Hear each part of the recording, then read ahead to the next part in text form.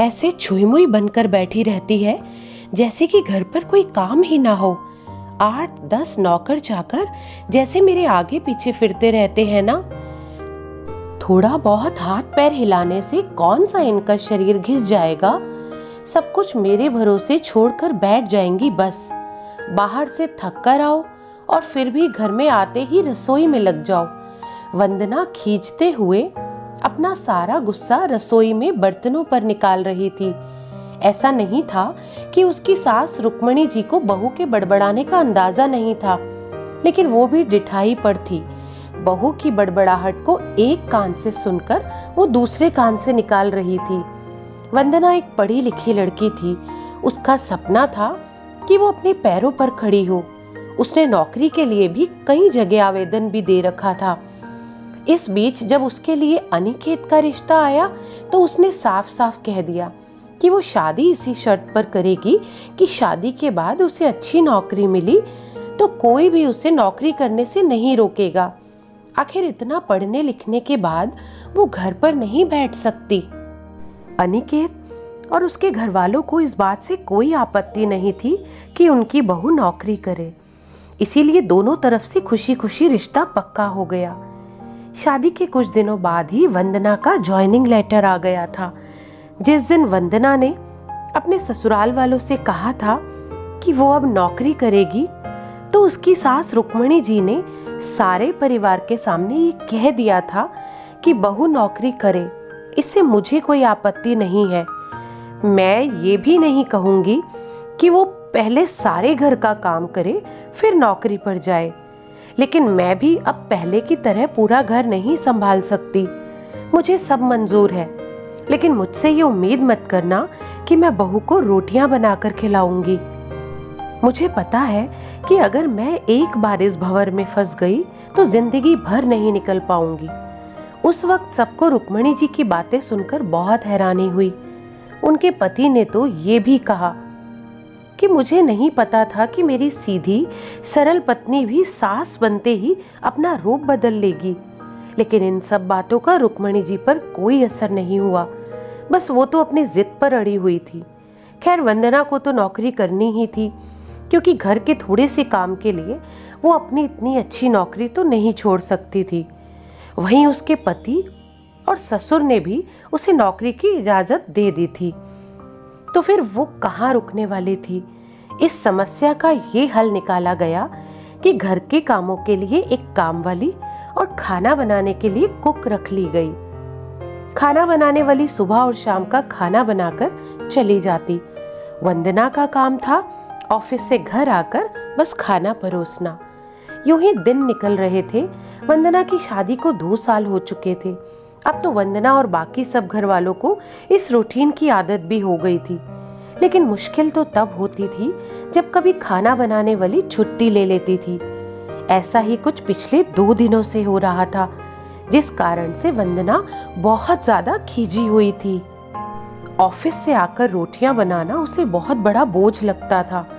वैसे तो रुक्मणी जी इन दिनों सब्जियां काट कर बना देती थी, लेकिन बहू के ऑफिस से आने के बाद वो रसोई में झांकती तक नहीं थी। उस समय वंदना को अपनी बैठी हुई सास बहुत ही ज्यादा चुभती थी।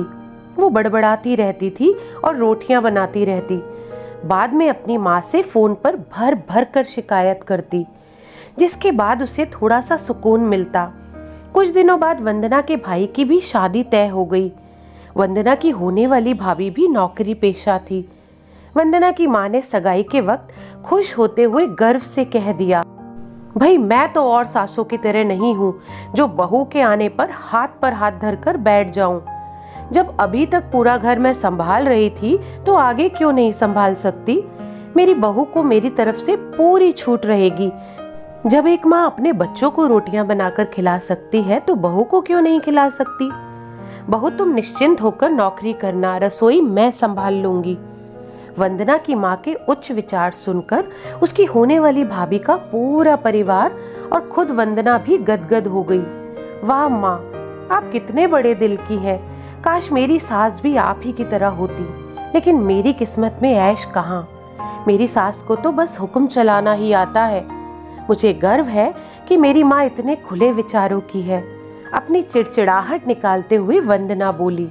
कुछ दिनों में ही वंदना के भाई की भी शादी हो गई और उसके कुछ दिनों बाद ही वंदना की भाभी ने अपनी नौकरी ज्वाइन कर ली। वंदना की माँ भी अपनी बहू को हथेलियों पर रखती थी।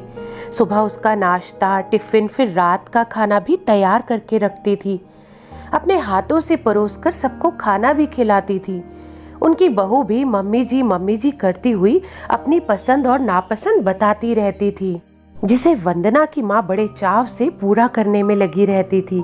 खुशी खुशी दिन बीत रहे थे, लेकिन ये प्रक्रिया धीरे धीरे अब उदासीनता में बदल रही थी।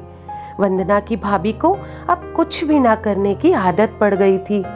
एक दिन जब वंदना फोन पर अपनी माँ से बात कर रही थी तो उसकी माँ बस रो पड़ी।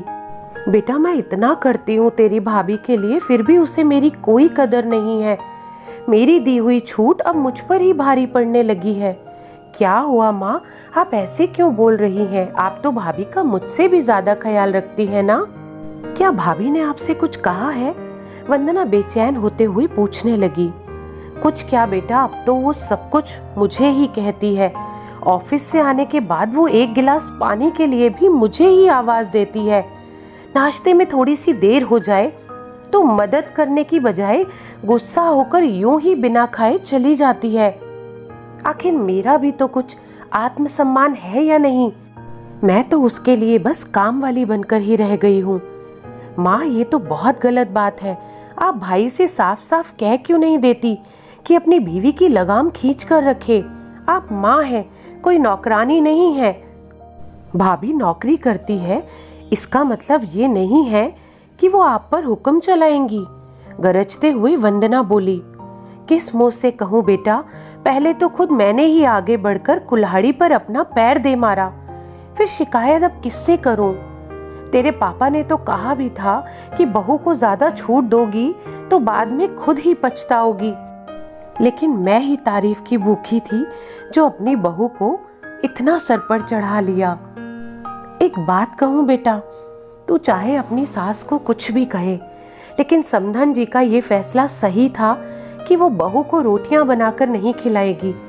एक बार वो सबकी नजरों में बुरी अकड़ू सास तो बन गई, लेकिन आगे के लिए कम से कम उन्होंने अपना आत्मसम्मान तो बचा लिया। अब ना तो तू उन्हें कोई ताना दे सकती है और ना ही कोई रिश्तेदार।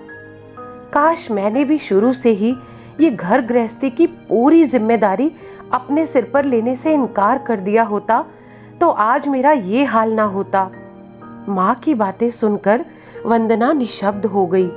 भारी मन से उसने फोन रख दिया। बाहर हॉल में आकर देखा तो सास ससुर आराम से बैठकर बातें कर रहे थे। बातें करते करते उसकी सास अपने नाखूनों पर नेल पेंट लगा रही थी, जिसे देखकर ससुर जी उन्हें चिढ़ा रहे थे। अब बुढ़ापे में ये फैशन करके किसे दिखाओगी? मेरी तो नजर भी कमजोर हो गई है। किसी को नहीं दिखाना मुझे, मैं तो अपनी खुशी के लिए ही लगाती हूँ।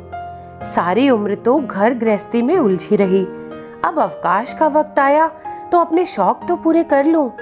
पता नहीं कब भगवान के घर से बुलावा आ जाए। वंदना की सास मुस्कुराते हुए बोली। पता नहीं आज क्यों वंदना अपनी सास की बातें सुनकर चिढ़ नहीं रही थी, बल्कि वो भी मुस्कुरा रही थी। सही तो कह रही है मम्मी जी, एक गृहिणी को अपने लिए वक्त ही कब मिलता है। पहले अपने बच्चों को पाल पोस कर बड़ा करो और फिर कामकाजी बहू आ जाए तो उसे और उसके बच्चों को संभालो। काश मेरी माँ ने भी मेरी सास की तरह पहले ही कह दिया होता कि बहू को रोटियां बनाकर नहीं खिला सकती। आज वंदना को अपनी सास मतलब ही नहीं, बल्कि अपने आत्मसम्मान की रक्षा करने वाली एक सशक्त नारी नजर आ रही थी। वैसे देखा जाए तो आज के समय में हर लड़की अपने पैरों पर खड़ा होना चाहती है। ये सच में बहुत ही जिम्मेदारी का काम भी होता है, और ये जिम्मेदारी तब और बढ़ जाती है जब वो शादी करके अपने ससुराल आ जाती है। जिस तरह ससुराल वाले अपेक्षा रखते हैं कि बहू आने के बाद उनका सहयोग करेगी, वैसे ही एक बहू भी ससुराल वालों के सहयोग की उम्मीद रखती है। लेकिन अति हर चीज की बुरी होती है। मेरे ख्याल से ना तो किसी सास को वंदना की सास की तरह सभी जिम्मेदारियों से मुंह मोड़ना चाहिए और ना ही वंदना की माँ की तरह सारी जिम्मेदारियां अपने सर पर ले लेनी चाहिए। तो दोस्तों, इस कहानी के बारे में आपकी क्या राय है, कमेंट करके जरूर बताइएगा। और ऐसी ही दिल को छू लेने वाली प्रेरणादायक कहानियां सुनने के लिए इस चैनल को सब्सक्राइब करें। धन्यवाद।